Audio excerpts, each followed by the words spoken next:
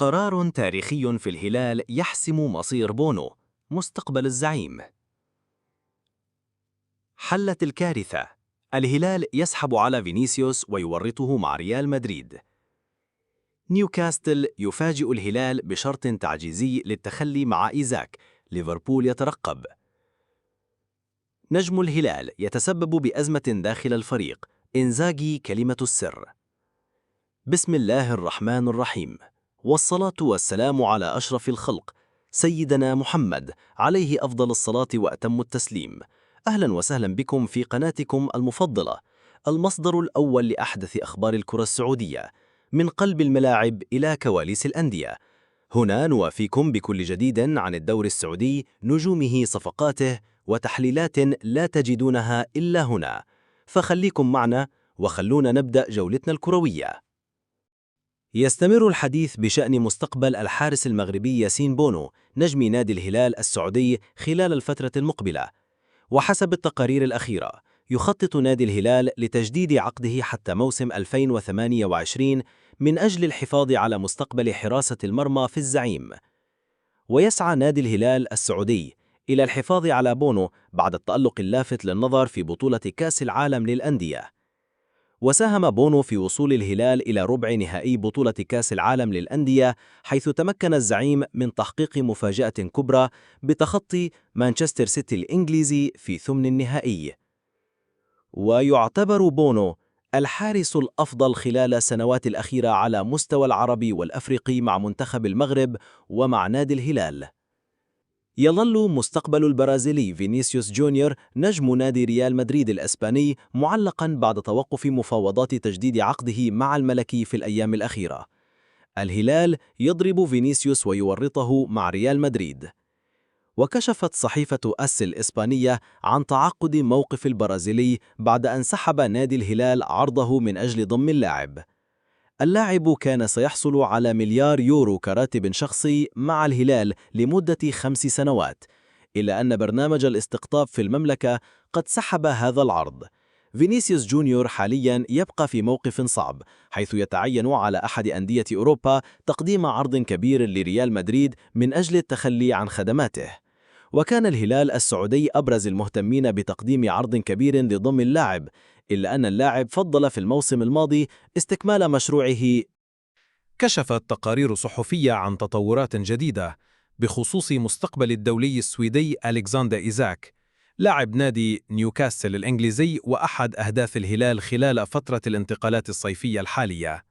ويسعى نادي الهلال للحصول على خدمات المهاجم السويدي ألكساندر إيزاك خلال فترة الانتقالات الصيفية الحالية بعد فشل ضم فيكتور أوسيمان. نيوكاسل يضع شرطاً تعجيزياً للتعاقد مع إيزاك.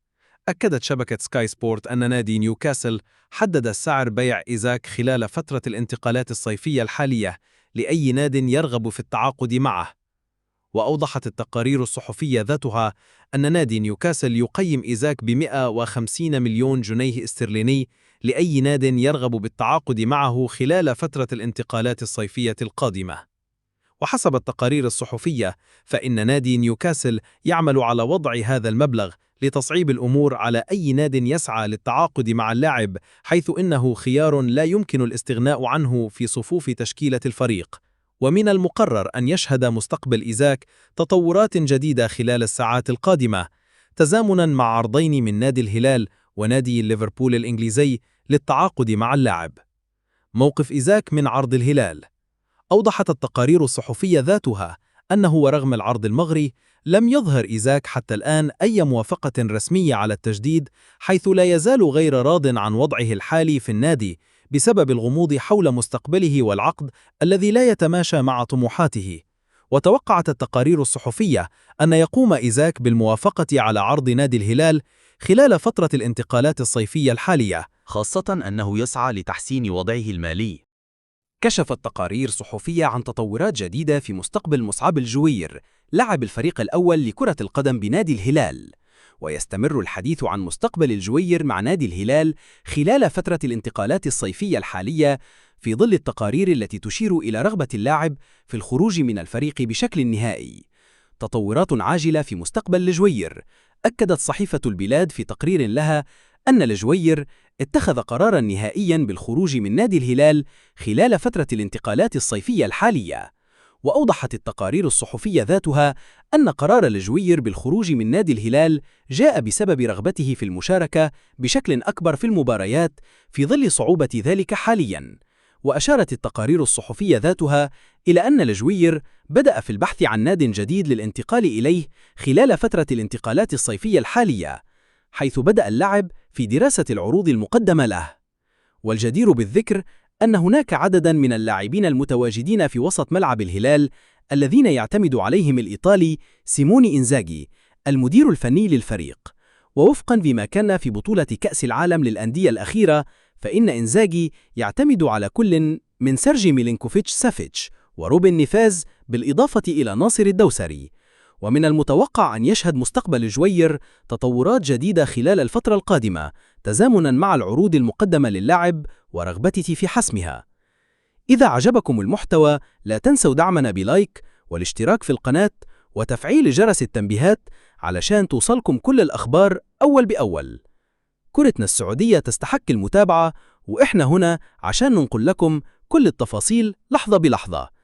كان معكم المشجع الهلالي، نراكم في فيديو قادم، دمتم بخير والسلام عليكم ورحمة الله وبركاته. كشف تقرير صحفي هام حقيقة تفكير نادي كومو الإيطالي في التعاقد مع النجم البرتغالي كريستيانو رونالدو قائد فريق النصر.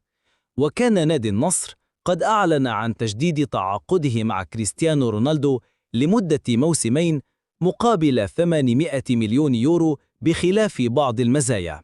وأفاد التقارير بأن كريستيانو رونالدو يتلقى إغراءات من نادي كومو وسط تساؤلات بشأن إمكانية انتقال المهاجم البرتغالي وعودته إلى الدوري الإيطالي مرة أخرى. وكشفت صحيفة عكاظ الرياضية بأن نادي كومو لا ينوي شراء البرتغالي كريستيانو رونالدو، حيث صرح مسؤول بالنادي الإيطالي بأن تداول الفكرة مستحيل منطقياً، وأن الإدارة هناك لا تفكر أو تضيع الوقت في أمور مستحيلة. ويذكر أن النصر السعودي أعلن مؤخراً عن تعاقده مع المدرب البرتغالي خورخي خيسوس لتولي المسؤولية الفنية للفريق بناء على توصية من كريستيانو رونالدو. وأوضح خيسوس في أول تصريح له بعد تعاقده مع النصر: لولا كريستيانو ما كان سيتواجد في القيادة الفنية للعالمي بعد إقالته من الهلال.